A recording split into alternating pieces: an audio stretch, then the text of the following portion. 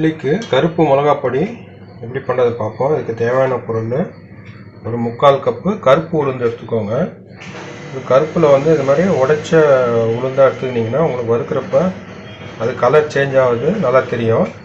3/4 cup கருப்பு உளுந்து, 1/2 cup கடலைப்பருப்பு, 1/4 கப்பு கருப்பு எள்ளு, ஒரு 10 வரமிளகாய், 1 டீஸ்பூன் மிளகு, 1 டீஸ்பூன் சீரகம், தேவையான அளவு உப்பு, கொஞ்சமாக பெருங்காயம்,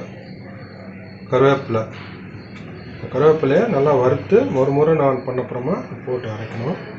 இப்போ இதையெல்லாம் வச்சு இட்லிக்கு தோசைக்கு கருப்பு மிளகாய் பொடி எப்படி பண்ணுறதை பார்ப்போம். ஒரு அகலமான வானிலை எடுத்துக்கோங்க. அதில் முதல்ல நம்ம கருப்பு உளுந்து சேர்த்துக்கலாம். இது மிதமான சூட்லேயே வருங்க. இந்த வெள்ளையாக இருக்கிற பகுதி வந்து கொஞ்சம் ப்ரௌனாக ரெட்டாகவும் கொஞ்சம் மாறணும், நல்லா செவந்து வரணும். அது வரைக்கும் சிம்லேயே வச்சு இதை வறுத்துடலாம். இதை சிம்மில் வச்சு அடிக்கடி கலந்து விட்டுக்கினே இருங்க, இல்லைன்னா அது தீஞ்சு போயிடும். இன்னும் கூட கொஞ்சம் மாறணும்.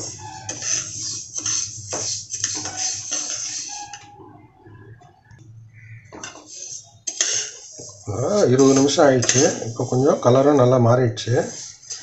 இது வந்து ஆறத்துக்குள்ளே அந்த சூட்லேயே இன்னும் கூட கொஞ்சம் ரோஸ்ட் ஆகும். இந்த ஸ்டேஜில் நம்ம இறக்கிடலாம். 3/4 கப்பு கருப்பு உளுந்துக்கு எனக்கு தோராயமாக 20 நிமிஷம் ஆச்சு சிம்மில் வச்சு பண்ணுறப்ப. இந்த மாதிரி ஒரு தட்டில் போட்டு இதை ஆற வச்சிடலாம். அடுத்து நம்ம கடலைப்பருப்பு சேர்த்துடலாம்.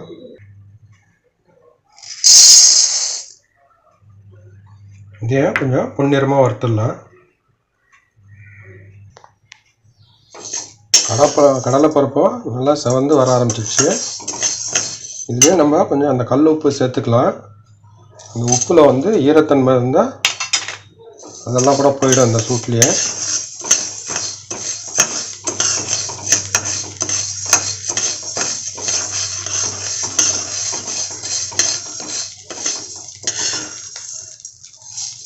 இது சிம்மில் 10 நிமிஷம் ஆச்சு.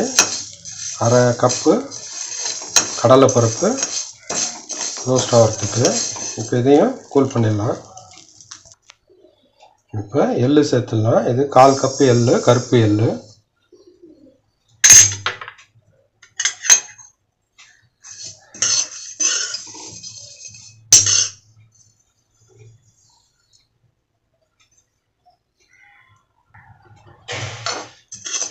எள்ளு கூட 5 நிமிஷம் நல்லா ரோஸ்ட் ஆகிடுச்சு. இதையும் தட்டில் எடுத்துட்டு ஆற வச்சிடலாம்.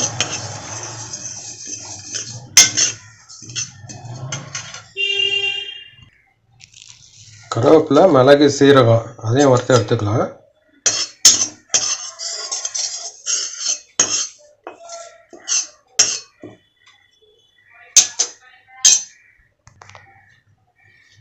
மிளகு, சீரகம் அதையும் சேர்த்துடலாம்.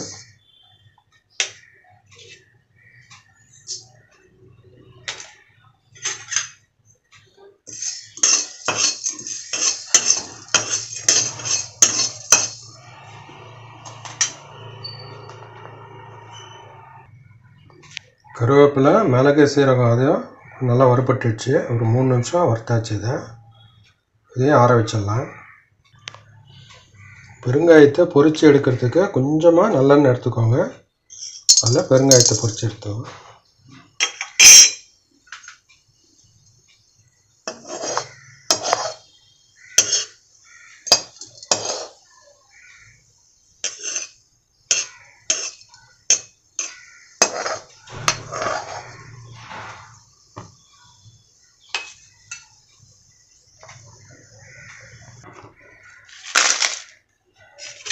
இப்போ கடைசியாக வரமிளகாவை அதையும் கடாயில் போட்டு வறுத்து எடுத்துடலாம்.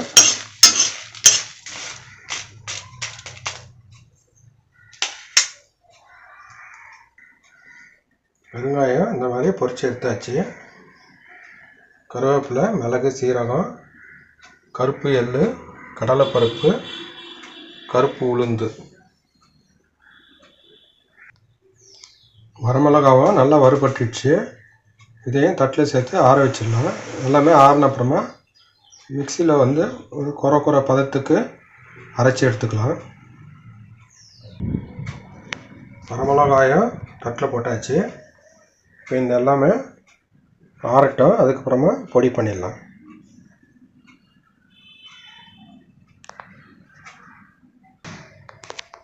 கருப்பு மிளகாய் பொடி, இட்லி பொடிக்கு தேவையான பருப்பெல்லாம் இப்போ ஆறிடுச்சு. 3 பங்கு கருப்பு உளுந்து, 2 பங்கு கடலைப்பருப்பு, 1 பங்கு கருப்பு எள்ளு, மிளகு, கருவேப்பிலை, சீரகம், பெருங்காயம், வரமிளகாய். இதே நீங்கள் சிவப்பு கலர் மிளகாய் பொடி பண்ணணுன்னா கடலைப்பருப்பு 3 போர்ஷன் எடுத்துக்கோங்க, வெள்ளை உளுந்து 2 பங்கு, வெள்ளை எள்ளு 1 பங்கு, 10 வரமிளகாய், பெருங்காயம், தேவையான அளவு உப்பு, இது மட்டும் எடுத்துக்கோங்க. கருவேப்பிலை, மிளகு, சீரகம் அவாய்ட் பண்ணிவிடுங்க. இப்போ இதெல்லாம் மிக்ஸி ஜாரில் போட்டு குறைன்னு அரைச்சி எடுத்துப்போம்.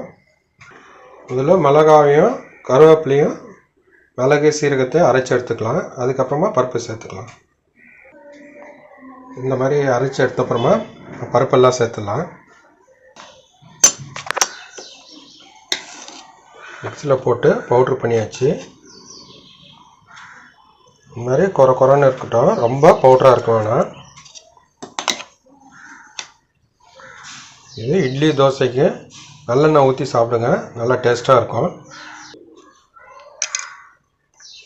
இது நல்லெண்ணெய் சேர்த்தாச்சு.